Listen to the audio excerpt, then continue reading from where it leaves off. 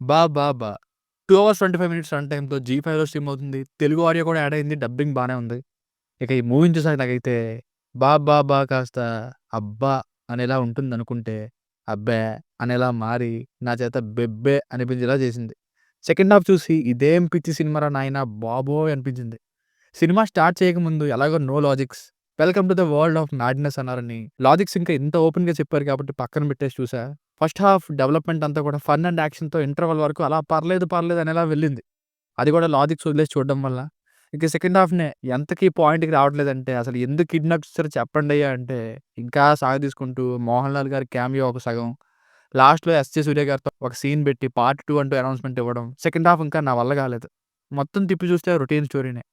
ఇక ఫ్యామిలీతో చూడొచ్చా అంటే, యెస్ చూడొచ్చు. అడల్ట్ కంటెంట్ ఏం లేదు. ఇక బేసిక్ స్టోరీ లైన్ ఏంటంటే, కొత్తగా సీఎం అయిన సంతోష్ గారిని దామోదర్ అలియాస్ దిలీప్ గారు అంతమంది జనం నుండి కిడ్నాప్ చేసి తీసుకెళ్ళిపోతుంటారు. అది కూడా కొబ్బరి బొండంలో మోషన్స్ వచ్చేలా టాబ్లెట్ ఏదో కలిపి. ఎందుకు తీసుకెళ్లారు? ఏం జరిగింది? అన్నదే స్టోరీ. Plus points. కొన్ని జోక్స్ అండ్ యాక్షన్ సీన్స్ బాగున్నాయి. మెయిన్‌గా ఇంటర్వల్ ముందు అండ్ క్లైమాక్స్ యాక్షన్ డిజైన్ చాలా బాగుంది. యాక్షన్ ఫిల్మ్‌లా. ఇక ఫస్ట్ హాఫ్‌లో దిలీప్ గారి పెర్ఫార్మన్స్‌తో అలా వెళ్ళిపోయింది. ఆ దొంగ పోలీస్ సీన్స్‌తో. మ్యూజిక్ అండ్ సినిమాటోగ్రఫీ 2 బాగున్నాయి. రిచ్‌గా ఉంది. Minus points. సీఎంని కిడ్నాప్ చేయడం అనే కాదు. ఎవరైనా కిడ్నాప్ చేశారంటే ఒక పర్సన్‌ని ఏదో ఒక రీజన్ ఉంటుందనే కదా! లేదా రివెంజ్ అనే కదా! ఎంతకంటే ఇంకేముంటుంది? ఇక్కడ కూడా అదే. అది కూడా లాస్ట్ 20 మినిట్స్ సినిమా మిగిలుందన్నప్పుడు రివీల్ అవుద్ది ఒక పాయింట్. దానికి పెద్ద ఫ్లాష్ బ్యాక్ కూడా అక్కర్లేదు. కొత్తగా కానీ, మరీ ఎమోషనల్ ఫీల్ అయిపోయేంత కానీ ఏం లేదు. నిజానికి స్ట్రాంగ్ ఫ్లాష్ బ్యాక్ కూడా లేదు. ఫస్ట్ హాఫ్ అంతా సీఎంని కిడ్నాప్ చేయడం, దొరకకుండా దాక్కోవడం. సెకండ్ హాఫ్ అంతా ఇక దొరికాక గిల్లీ బ్రదర్‌గా ఫ్లాష్ బ్యాక్‌లో మోహన్ లాల్ గారి ఎంట్రీ. ఎక్కువ తలపతి విజయ్ గారి రిఫరెన్సెస్ ఉన్నాయి మూవీలో.